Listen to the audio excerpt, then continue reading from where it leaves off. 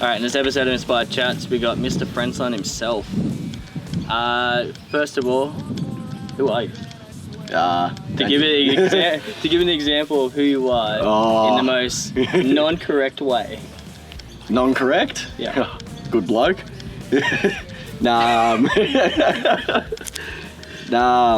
Sloane, loud, and out there a party. Or...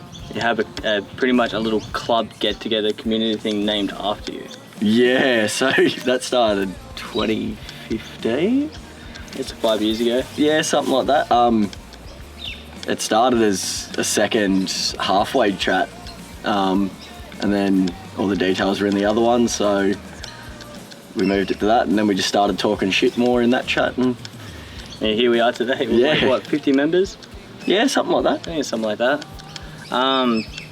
So the whole Friendzone thing, it's more about like a little community mini truckers getting together, right? Yeah, so, you know, it's your standard group chat. There's people from everywhere, and, you know, you post truck shit, family shit, fucking fucked up videos, but then when someone goes, you know, oi, I'm not doing well, or, you know, someone needs a bit of a hand, you know, everyone sort of then goes, all right, well, let's sort this out, Well, the other thing is too, you only see people like, what, once or twice a year at a truck show. Exactly, man, and you know...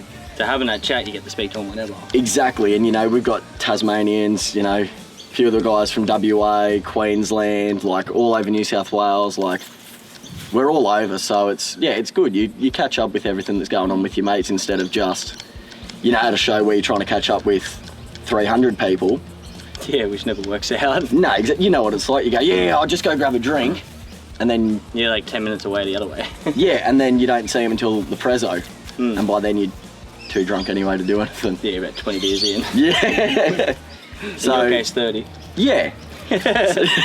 So yeah, it's just a good way to keep in touch with everyone and help out. It originally started just helping like younger members, like younger blokes in the scene sort of meet people. Yeah, I remember it being like, because it's daunting going to your first truck show. You don't know anyone, you've got a truck, who do you speak to? Yeah. Have a Friendzone there, it helps you get your foot in the door. Exactly, so you know, like little Matt Urba Gerba Derba. Yeah, Urba Gerba Derba, up to Dragadurga. Yeah. Little Matty for short. Yeah. You know, Braden Wall, all those guys, you know, when they first sort of came about, you know, we were just like, look, let's chuck them in here, they can get to know some people, and yeah, it's just sort of grown from there. Now we... Yeah, the other good thing is too, is it's not specifically a club, so anyone that's in a club like, say, Zero Altitude or NC or Sebit, they're all in the same, pretty much chat. Yeah. There's no bias or diversity about it. No, I think we've got 8 different clubs or something in Friendzone. And you know, there's never any of the, you know, my club's better than your club bullshit. It's just no judgment. No, exactly, and that's why not everyone's in there as well. You know, it's just a select group of good people that, you know, people will go, well, I don't agree with that, and someone will be like, well, I do. But instead of it being a drama, we just go, oh, well, cool, that's your opinion, like. Yeah, it's pretty much just helping someone else sort of decide what they want to do. Exactly, and everyone... It's constructive criticism. Exactly right. So, yeah, you can say anything, you know, you should paint your truck blue. No, fuck blue. Blue's gay. Like, go grey. Coming from the guy that's got a blue truck and wearing a blue shirt. Look, small-minded details, mate. I didn't say I was good. True. You just mumbled under your words then. So we talked about Friendzone. You've got a truck. I do. Actually, I should say you don't have a truck anymore. Well, yeah, I do, but I don't. The myth. So how did this truck come about? I know it's an old chop shop truck. Yeah, so when I first moved to Sydney, I was living in Caringbah, and there was a shop there that did car audio, and a bloke that I know used to hang out there a bit, and I started hanging out there, and there was always this just space cab blue TF, no tub on it, laid out in the car park. And the guy, Paul, worked there, and I'd always say to him, you know, what are you doing with these? Oh, I'm going to body drop it and put a 350 in it, and I'll get it on the road again. And for years and years you can tell how old it is, because he goes, I'll put a 350 in, it's not LS it. Exactly. Like, and he was an older bloke as well, you know, he got that thing bagged by Laurie back in 02, I think it was. Yeah, like, it was the chopper shop back then when he got that done. And, Yeah, he used to cruise around with like Mark Potts and all that back in the day when they first sort of were bagged and rolling around. And Mark Potts probably got photos or videos of your truck then. he does. He sent me a few photos and stuff a little while ago, some cool stuff. Yeah, no, he was telling me he's got photos and videos of my truck static. Wow. Cruising. I've only ever seen one photo of it static. I've never even seen a photo of Well, it there you go, I static. know more than you now. Yeah. Well, actually, no, I do, but they came from the old owner afterwards. Yeah.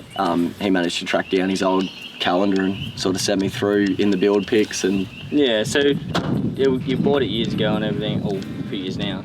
Yeah, couple It's of... obviously changed since then. I remember when you had the shed at St. Mary's. Yep. Done a bit of work, a lot of things got to it, and then put in the shed, like every mini truck. Yeah. Yeah, so after that halfway in 2015, it was running like a dog. I did 7 tanks of fuel from Sydney to Maxville and back. That sounds about right. Yeah, no. Typical every day. Yeah. Well, not like this thing was shooting flames along the highway. It doesn't matter what engine's in it, it's typical every day. Yeah. So, yeah, we tried to work out what was going on with the 4Z for ages, and it just got to a point where you go, I can't spend any more money on a bummer old 4Z with 400,000 Ks on it. So... They're still good engines. Still good engines, when they run right. Yeah, which is never. No. So yeah, I was gonna throw an LS1 in it, and then cruising around on Facebook one day, a bloke was selling a 6 litre down in Melbourne. And it's the L77, right? L76. 76. 76, VZSS last year. Yeah. And yeah, I hit him up and I was like, how much do you want? He goes, 5.5. I go, I'll give you 4,200. And he just kept coming back, 5.2. I just 4,200. And yeah, I ended up getting it for that. And me and Chris Giroz drove down to Melbourne one Friday night, picked it up, turned around and come straight back home. And yeah, then went out to Dougal's shed and Pretty much got stuck into it. yeah, so we rebagged the front because it never laid. Took the drop spindles out, rebagged the front, body dropped it, 3-inch, put the LS in it, 4-pot brakes front and rear, disconverted the rear. Yeah, so a lot of work's been done to it. We won't go into too much of that because we'll leave that for the documentary. Yeah. But yeah, a lot of work got done to the point where it was rolling, it was body dropped, and it had the engine conversion, everything in it. Yeah, and painted up the chassis again and all of that. And all that. I remember we were at the shed one day for one of the vlogs we did 2 years ago, and you were painting the undercarriage on it and stuff. Yeah. Yeah. Getting all that sorted. I went a little bit too hard on that truck. Yeah. Should have just bunged another 4Z in it and kept driving it. Probably. Yeah. Trust me, I've done the same thing with my Tron. Oh yeah, I took it the halfway. I should just keep it this way and put reg on it. And then now here we go, it's scrapped and gone. Yeah, nah. No deal. The other thing is too, just to go a little bit off topic, how the hell did Farmer Wants a Wife come around? Because obviously we're in front of the tractor, you're a mini truck and you try to get on Farmer Wants a Wife. I feel as though this is a good moment to answer this. Yeah. So it all started as a giggle one day. I was pretty bored in the tractor, just mulching paddocks, so it's just 8 hours of driving in circles. And all I'm doing is turning the wheel, the cruise controls on it and everything. And my so just to answer that, mini truckers don't work on. Oh, some do. We seen cruise control on a tractor. Oh, the air conditioner was on, the radio was going, it was slush. I told you, it's the best one. Yeah, true that. And yeah, Farm Wants a Wife was out and it was get your applications in, and a few people had tagged me and I thought, oh fuck it, I'll do a little audition video. And it's not a serious one by any means. You know, asking the girl if she wants to be cow number 671 and you know, all of that, you know, just having a bit of a laugh. And for some reason I didn't get called up and go on the show. I don't know what the hell was Nah, they don't know what they're missing out on. That would have been Prime TV. I know, right? They missed out, like, mini trucker laces around on the tractor, has a truck that's in the shed that's never going to get finished. Yeah. Drinks too much. Yeah, bit of a scumbag. I got no answer. Sweet mullet butt. Oh yeah. Quick one too is, what is your favourite show? Because that is a tough one. I've asked a few people about this. We haven't put it in Inspired Chats before, but I feel as though this is relevant for you because of the whole Friendzone thing and everyone getting involved. Look. Because they both, all the shows have their own everything's got its own different thing. Look, Wrong Turn Cruise has always got a place in my heart because it's just such a good event. From the second we leave Sydney, we're rolling 4, 5+ trucks the whole way, like the last year. And Wrong Turns was at Rockhampton too. Yeah. It's a good 18-hour drive, isn't it? Yeah, so we'd leave Sydney on the Wednesday night and drive straight up to the Gold Coast and then go and stay at someone's shed for a few hours. Yeah, I've seen photos and videos of people when the swag's just set up in a shed. Oh yeah, it's a cesspool. You just sort of you drop wherever there's an empty swag. You don't really give a fuck whose it is by that point. Oh, pretty much. Or you turn out like Rochelle. She's an angel. That's a different one. She's an angel. But sorry, Paul. Not sorry. But yeah, so Wrong Turn's always one of those good ones, especially because when you're leaving Goldie, you go from just the New South Wales boys to the Brizzy boys, the Goldie boys, all of them. You go into a 40-person cruise. Yeah. There's always heaps of trucks around, which is good. And, people that you only see maybe once or twice a year. But, I love all the shows, but yeah, Wrong Turn's definitely got a place in my heart.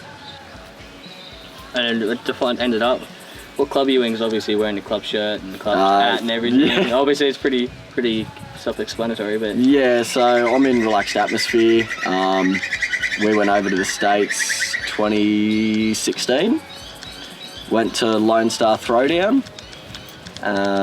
Met up with a heap of members and started our petitioning from there, and a few years petitioning over here, and so and now we're in Japan, America, Canada, that doesn't really count, and Australia. You still have your truck that people think you sold? For the moment. For the moment, yes. For the moment. I'm just waiting on him. He's in Melbourne, so... Yeah, it's gone. You just can't really do much when you're in lockdown for the last...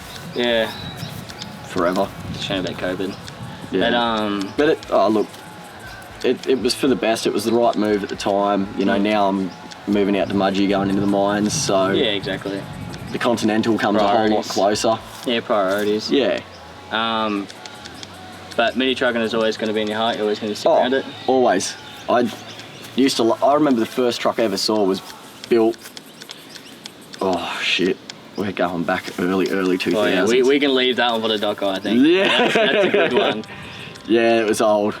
It had the chrome flame tint. Oh yeah, she was a sex beast. That's an old one. She's a sex beast. That's an old one. Just it's not that old. 2006, 2007, I think it was. The red delayed, the original one. Yeah. The one with the bomb tank in the back. That's been a personal favourite of mine. Oh, that's an iconic truck. Exactly. Everyone has their own. Yeah, exactly. But there's so many of those iconic trucks now that are, sort of coming back.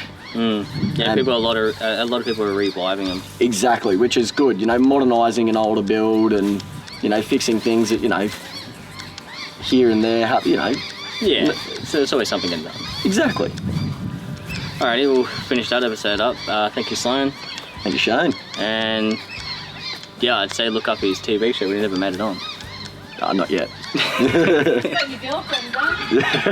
Oh, there we go. He's getting caught out. Yeah, now I'm getting caught out. Come on in. Alright, so yeah, till next time, I guess. Sounds good. Let's go drink. Yes, let's do that.